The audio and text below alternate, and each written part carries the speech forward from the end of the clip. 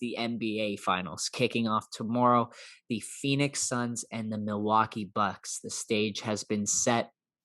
Chris Paul with an absolute legacy game to close out the Clippers series. One of those games that really launched him up leaderboards in terms of the all-time greats. He had never made it to a finals. And the fact that he did it in a fashion where he was, I'm the number one guy and I'm taking over this game and we are not losing. It's top 40, top 30 player of all time type stuff. Really, really impressive from him. And then on the other side, no Giannis, Drew Holiday, Chris Middleton, Brooke Lopez, Bobby Portis, Pat Connaughton, all those guys step up. A really important game for Middleton, a couple of games, and the Bucks are managing to get through there. Early indications say that Giannis is trying his hardest to be back for game one.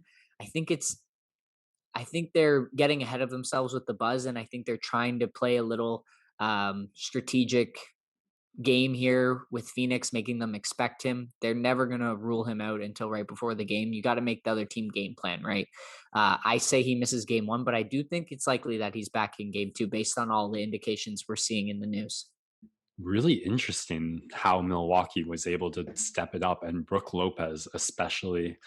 It sets up, we said at the point in the semis before either side was decided, there's no losers here, or the fans are the winners no matter who ends up going. And I think that's exactly what happened with this Phoenix Milwaukee lineup. And there's still enough star power to have some really interesting matchups here. Giannis, you've got to think, will be making an appearance at some point or another.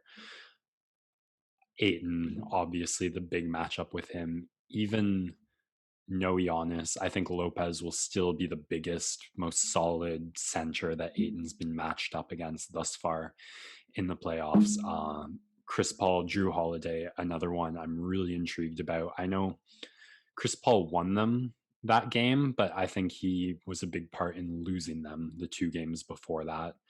So I'm really curious which of two ways it goes. I think the Phoenix, much like Milwaukee played after the Giannis injury, was actually playing better before Chris Paul came early until he had that huge game. A lot of like ISO mid range stuff.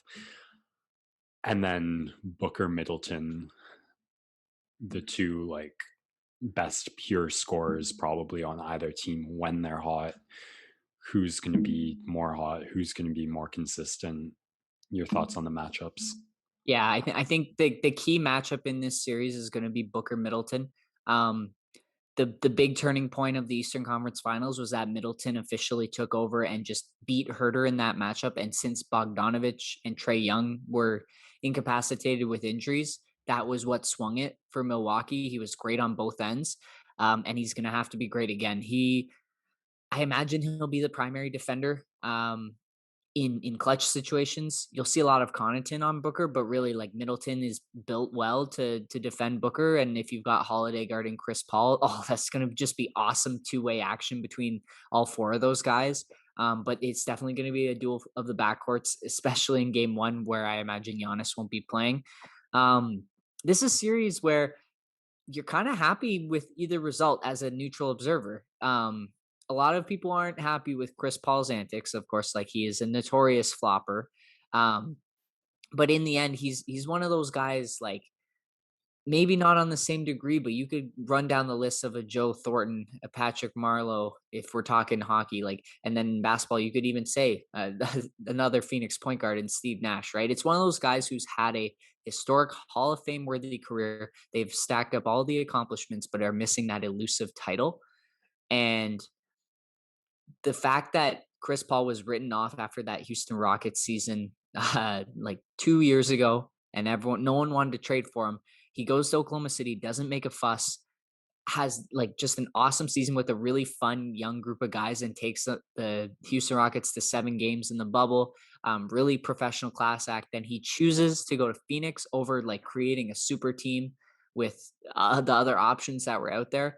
And again, he brings his culture and attitude to this Phoenix Suns team, and you can see he's imprinted on all of them. And so I would be tremendously happy for him if he managed to do it now at his age. And then on the other side, Giannis, the emerging superstar, right? This is the face of the league for the next 10 years, hopefully, with the way that he plays and just like how amazing and humble this guy is, like truly coming from nothing in Greece and not taking anything for granted. He never changes personality. He's an absolute goofball. And he like anyone asks him, he's like, the biggest thing that ever changed for me was I finally was able to eat. Like they actually fed me nutritious foods, and that's why he was able to really grow into his body. You look at 2014 when he was drafted, absolute stick figure to what he is now, and couldn't happen to a better guy. So definitely lots to root for in this series. And in the end, for me, it's gonna come down to Giannis and because he is the best player in this series if he is fully functional. Um, Phoenix has Bridges, Craig, Crowder, even Saric and Aiton maybe to throw at him, but they don't. This was the worry you had if you're Phoenix facing the Lakers with AD and Braun. It's just you don't have that big wing defender, and not many teams do. There's not really anyone who could stop Giannis, and so if Giannis is back to 80%, then it's going to be a really tough time for Phoenix. Otherwise, again, it's a battle of teams that play well on a string together, lots of chasing around on the perimeter, and um, I would give the Suns the edge without Giannis, especially with just the creation and the slow pace that they operate at. If they can slow the game down, work in the half court, it'll benefit them immensely because Milwaukee's offense really sputters in the half court, as we saw against Brooklyn. And of course, and I also give the coaching edge to Monty Williams because of his ability to make adjustments. What he's been able to do this season has been really remarkable. And Budenholzer, despite the crap that we give him, he made adjustments in that Atlanta series, and now they've made it to the finals. He's finally gotten over that hump. So maybe he realizes now that the adjustments have worked, and he's willing to go with them a little bit more here into the finals. But it's a really even series, even on paper. Even morality wise, there's not really a villain to root against. Chris Uh, Paul, yeah, if you are a truly anti Chris Paul guy, you could. anti-flopper. You don't have to be an anti-Chris Paul guy. Yeah, it's 5 years ago, I would agree, but the age he's at now, it's almost like he's matured out, and the quote unquote flopping is almost like a veteran savviness. It's why so many Toronto fans love Kyle Lowry is he does some stuff that sometimes makes you shake your head, but also some stuff that you just love to see the other team's players just get so frustrated with some of the stuff that he's able to draw. Um, yeah, in that regard, I really it's gonna be tough for me to choose this one, but I'm gonna have to do it by the end of this segment. Yeah, I'm really happy Chris Paul won them that game with like 7 3-pointers made and 2 free throws made. Otherwise, I'd feel a lot more strongly. And Devin Booker gets as many foul shots as Chris Paul, if not more, a lot of the time, but he gets them by driving layups. I what I've seen from Chris Paul in this playoffs has not endeared me to him whatsoever. With a lot of the just man, I hate it so much. We talk about it. I can't talk about basketball and not talk about it, and it does ruin my ability to cheer for the Suns in this matchup. I'm going with the Bucks. I think Aiton, with Giannis's tendency to be best in the paint, is going to be a huge defensive asset against him. I think the little whatever speed advantage Giannis has, Aiton is going to be able to mostly neutralize by not having to pick him up until he really steps across the foul line and in, and he's fast enough to stay with him those 2-3 steps before Giannis would really get by him. I mean, Giannis, I'm sure, will still be good for a lot of points a night, but I think the it might have been the best thing for the Bucks to be going into this series having learned to play without him. If Middleton, if Holiday, if Lopez can all keep their production and ability and confidence where they had to get it to win those last two games. And Giannis can come in and complement them, fit alongside them. Lopez can keep getting points in the paint along with Giannis the way that was, and not just be a 3-point spacer. I'm going Bucks, and that's probably a fair amount of heart because I also love the storyline of player signs with the small town market team that drafted him and then goes to win a ring that year. So that's my prediction. I'm going Bucks all heart.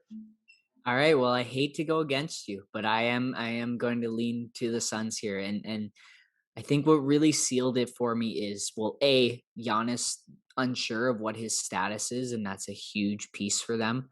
But then the next thing is this Atlanta series kind of distracted us from the fact that this offense looked dreadful against the Brooklyn Nets, a team that didn't play a ton of good defense, and Atlanta seemingly played worse defense, and just didn't have the guys to put in front of Booker, or pardon me, in front of Middleton, in front of Holiday, in front of Lopez. But this Suns team is an incredibly strong defensive team, and they have Chris Paul is a solid defender. He's been an all defensive player before many a time. But then you've got Bridges and Crowder that you can throw at Middleton, and you can throw at Giannis. And then you've got Torrey Craig, you've got Campaign, you've got guys that just fight on the defense side of the ball. And then, of course, the impressive rim protection and disciplined rim protection that Ayton provides. And this is the best defense that the Bucks will go against in the playoffs. And I think their offense is really, really going to struggle. And to counter that point, the key is Giannis going to be able to recreate some of what he was finding in Game 7 against Brooklyn when he was attacking Blake Griffin and getting whatever he wants? Because if he decides to do that, makes things different. I just worry 80% of Giannis is not going to be enough to do that.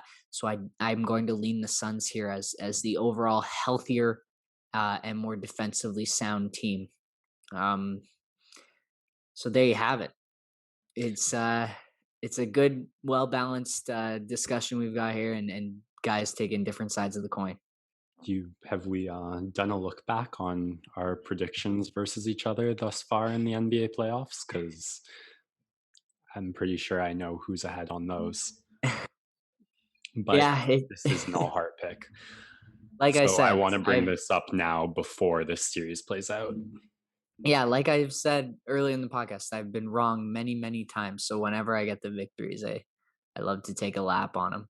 I think I took the Hawks against the Sixers, the Bucks against the Nets, and the Bucks against the Hawks. So not too shabby, not too shabby. And the Suns against the Lakers. Yeah, Trying to remember all the ones I would say some injuries helped you out there, but yeah, whatever. Take the W where you can get it, right? If only you were a gambling man.